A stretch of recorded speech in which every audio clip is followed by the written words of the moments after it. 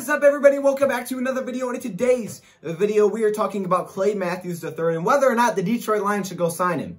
Let's get it started. That's a football play. I hit him from the front, got my head across, wrapped up.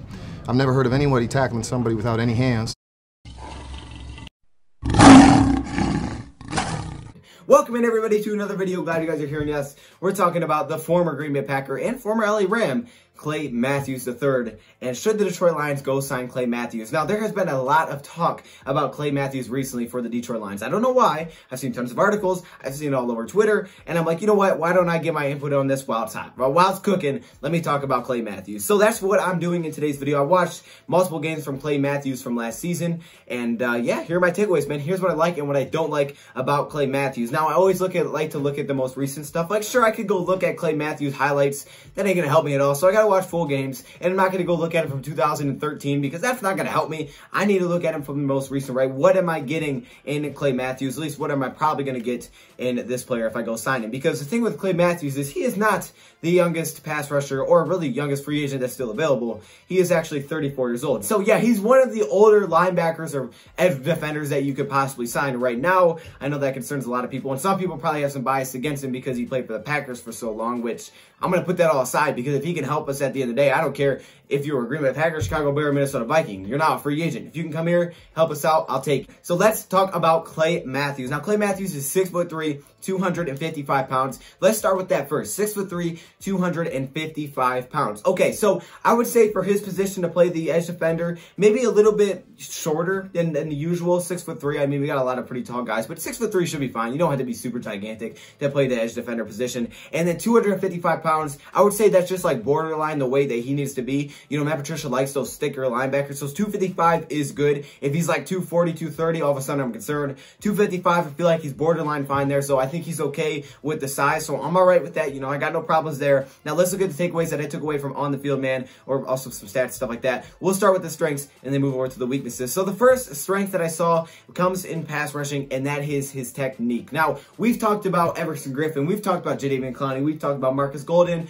We've talked about a lot of players, Jabal Sheard. You can go on and on about the players that we have talked about that are available as free agents that the Detroit Lions could possibly sign. We really haven't done one of these on Clay Mathews, right? We put him in a list, but we haven't done a video on him. And when I'm watching this guy pass rushing, because at the end of the day, that's one of the main reasons we're bringing in another player. If you get another edge defender or linebacker, it's because you want to get some help in the pass rush, right? You had 28 sacks last season. That's not acceptable. You want to get more, and you think that adding a guy like this could help. So what does he look like in the pass rushing game? Well, for me, I'm not going to lie, I was kind of surprised. I thought he'd be a lot worse. When I looked at Clay Mathews, I didn't know this guy had 8 sacks last season. Let me just get that out of the way.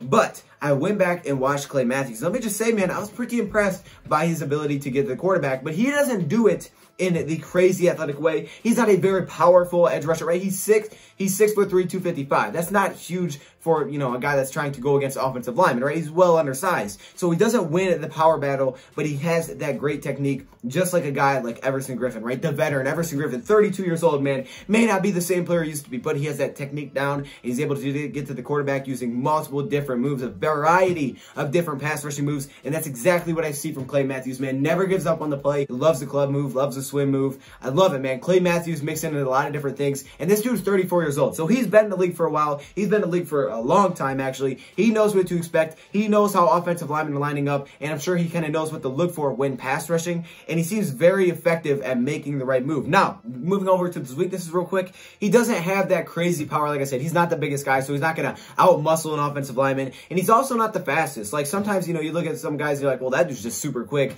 He may just burn you right off the line, and at times, I guess that could happen with Clay Mathews a little bit, but for the most part, man, Clay Mathews isn't the fastest, isn't the strongest, but he has a very good technique when it comes to getting to the quarterback. And like I said, he had 8 sacks last season and 28 pressures. I didn't know his stats were that good. I did not know his stats were that good. Now, let me not forget that they had Aaron Donald on their team, which definitely helps. Like, yeah, oh yeah, it could take away a couple sacks, but it also could open him up. And when a lot of the attention from the offensive line goes on Aaron Donald, it can get you a lot of one-on-one matchups, which is obviously the case. So I would say keep that in mind. You know, he did get a lot of pressure last season. It was a lot more than the year before with Green Bay, but they also had Aaron Donald, so I'm pretty sure that had a little bit of an impact on that. So keep that in mind. I don't think he's the best pass rusher available. Honestly, when it comes to a pure pass rusher, maybe you'd go Marcus Golden. I don't know, but because I really do think that Aaron Donald helped a lot. Everson Griffin's definitely better. Jaden Clowney's better. So I don't think he's a top pass rusher, but he's good enough. Like, he's not bad, and he'll help you. You know, he'll give you a little bit in that part of his game, right? He'll give you a little bit in that aspect of his game. Let's continue to move down. The next thing that I like is his ability to drop into coverage. Out of the edge defenders I've seen so far, I would say he has the best ability to drop into coverage, and that for me, that got me excited. Because if we're looking at a player that is, you know, versatile, that can play different linebacker positions, that can, you know, be a rotational player with some of our other guys out there, some of our younger guys, just a veteran presence, not necessarily a guy we throw on the D-line, but just a guy that we can move around, I'm looking at Clay Mathews and saying, well, hold up, can you drop into coverage? That's something I always look for, right? Does the guy even have the ability to do that? And if they do drop into coverage, what are his responsibilities? Well, Clay Mathews, we've seen it all. Not only does he drop into a flat zone, he'll drop into a deep zone. He'll also play man-to-man out of his position and take on some running backs, wide receivers, and he does it pretty well. I've seen it play. Now, this was week 2 against the Saints, and I watched this. This dude kept it right up with Taysom Hill, and I was just kind of impressed. I was like, okay, I was not expecting that. They use him there a lot, and the versatility, let's just hop to that next, is off the charts, man. The versatility is great. Look, I know he's not the most athletic he probably ever was, right? He's probably not at that stage, right? I know some people are out there saying, well, you know, he's got his best years behind him. Well, of course he has his best years behind him. If this dude had his best years in front of him, he would not be a free agent. Let's just make that clear, because he would be an absolute monster in the future. Obviously, his best years are behind him, but he does have enough ability. He's smart. He's really good, I think, with route recognition, and that allows him to drop into different coverages, and the Rams were not afraid to do that. They were like, hey, put you on man-to-man, put you in the zone. We'll do whatever. You know, we'll line you up where your initial job is to go against slot. We'll line you up against a slot. You know, in certain situations, he would line up against a slot wide receiver, man. The dude can drop into coverage better than the pass rushers I've seen so far. Now, obviously, he's not the best pass rusher, so there's a little bit of a give and take there. What do you necessarily look for? Are you looking for a pure pass rusher? This probably isn't your guy, right? If you're looking for the best pass rusher available, probably not your guy. But a guy that can do multiple different things, when I saw his ability to drop into coverage, I'm like, oh my gosh, dude, where has this guy been? Where has he been? Because I'm really kind of getting excited. Look at his stats on what he allowed. It was like 10 targets, 9 receptions. So 90% completion percentage. You're probably like, what? This dude can't cover. What are you talking about? Well, here's the thing. A lot of those times they're not throwing the football to him. If they don't throw it to him, they don't keep that as a stat, right? They don't say, oh, there's 11 targets. That's not a target because they didn't throw him the ball. So his ability on its own to, you know, play in the zone, play in the man, to drop him in coverage without having any kind of, without the Rams being really concerned that he's a major liability. Sure, he's not the best coverage guy, okay? He's not the best guy. He's not Isaiah Simmons. He won't be Isaiah Simmons. But he can do it better than Jaden Clowney, Everson Griffin. Clearly Everson Griffin. I mean, come on. That's a no-brainer. Marcus Golden, you know, Javal Sheard. He can do it better than those guys. I mean, he should be able to, but he can. And that part to me was probably the most excited I've gotten about his ability. Because I'm watching him and saying, okay, hey, that could be very beneficial, okay? Because Matt Patricia wants a guy that's not just, he just goes to the quarterback. He can't drop into coverage. If he's out there and they pass his way, he's going to be a big problem. Like, he's not going to be able to cover anybody. Then I'd be like, oh, snap, okay, Clay Mathews is probably not the guy you want.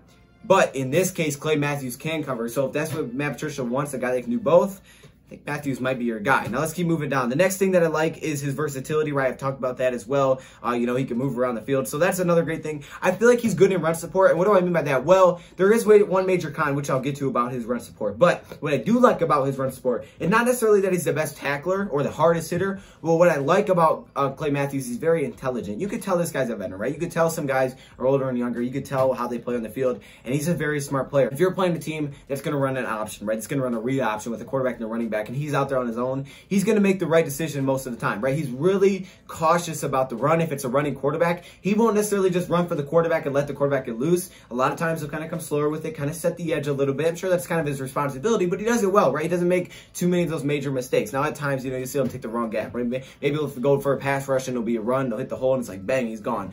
But for the most part, man, he's very smart in run support. Now, what's the problem with his run support? Well, here's probably the biggest con and my biggest concern, because if I'm saying, okay, Matt Patricia, I'm going to name out all these guys, and I'm going to tell you which one I think is the best for you. The biggest concern I have with a guy like Clay Mathews for Matt Patricia is this. The dude had 10 missed tackles last season. I would be trying to persuade Matt Patricia like, hey, Matt, look, this guy's really good at this and this.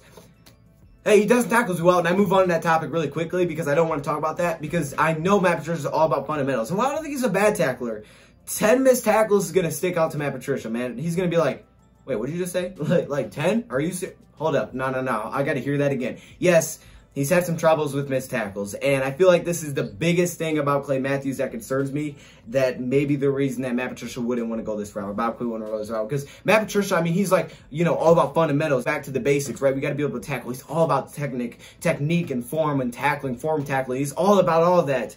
And if you get a guy like this, yeah, he's a veteran, I think he'll be able to catch on, but does Matt Patricia believe that he can fix those problems? Because 10 missed tackles is a concern, no matter how you look at it. So, you know, for me, I don't know if Matt Patricia wants that. I'd say that's probably Matt Patricia. If you ask Matt Patricia, what's the one thing you don't like about Clay Mathews, I guarantee that'd be the thing out of his mouth, because he's saying, yeah, I don't like all those missed tackles. That's not the kind of guy I want to bring in here. So that's my biggest concern on whether or not the Lions should bring him in. I don't think he's a bad tackler. He just has 10 missed tackles. And I know the position that he plays, you know, that can happen, but yeah, that's a little bit concerning, I would say, for sure. He is a rotational player, okay? This guy's not going to be on the field all the time. He was not on the field all the time for the Rams. He's not. That's just not what he is. And I think that's perfect. Once again, we don't need a guy to be on the field the whole time. I don't think we need that. I think we have guys that are good for rotating, right? Because I think at this point, if you want a guy that's going to be on the field the whole time, there's only a couple of options out there when it comes to front seven. Either get Clowney or you get Griffin, okay? And Griffin may not even, they're probably both not going to be on the field the whole time. But for the most part, they will be. But aside from that, you're looking for a guy that's going to be rotational, right? You're looking for a guy.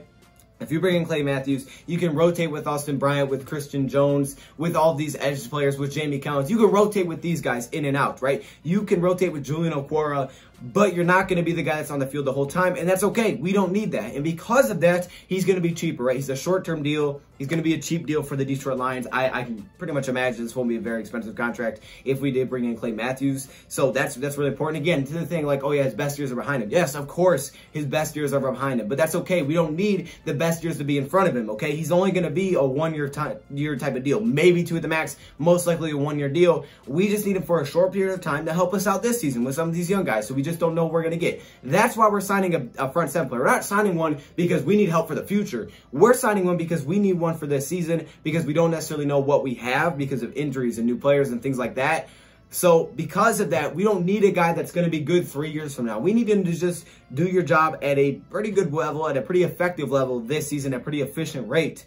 That way you can help us a little bit this year, okay? That's what we need. We don't need a guy for down the road. We have to have that covered by then, okay? These younger guys should step up in that role, or we'll bring in new players. But for this season, that's not exactly what we're looking for at this point. He has some weird off-the-field problems. I know, like, I don't think he has, like, any mental problems, but I know he's, like, had some weird contract issues, stuff like that. I don't know. Some people don't like that. You know, they think there's some weird problems going on there. I don't know, man. I don't get too caught up in all that stuff, but I've heard there's some weird stuff with Clay Mathews and contracts like before. So, you know, maybe if that concerns you out of going to sign him.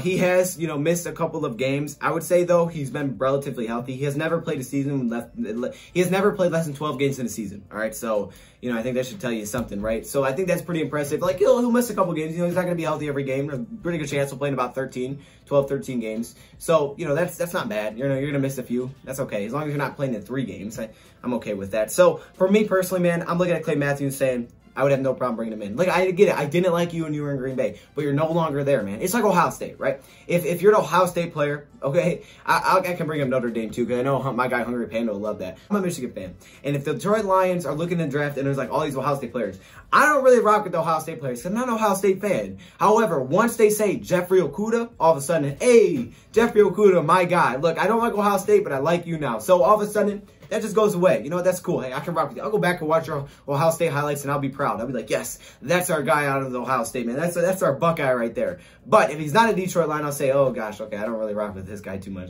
You know, okay, I'll probably lean more to the Michigan guy. So for me personally, same thing with the Packers, right? I didn't like you at all when you were in Green Bay. But if you end up being a Detroit Lion, maybe you hit Aaron Rodgers a few times, all of a sudden, I think we'll be all right. I think we'll get along. So let me know your thoughts, comments below. Would you sign Clay Mathews? I would. I think it's a cheap deal. I would have no problem with it. And I don't think it's something that's going to be a big concern. You know, I don't think it's a big risk reward. I think you know what you're going to get. You're going to get a solid player for pretty cheap. Let me know your thoughts, comments below. Thank you for watching, and I'm out.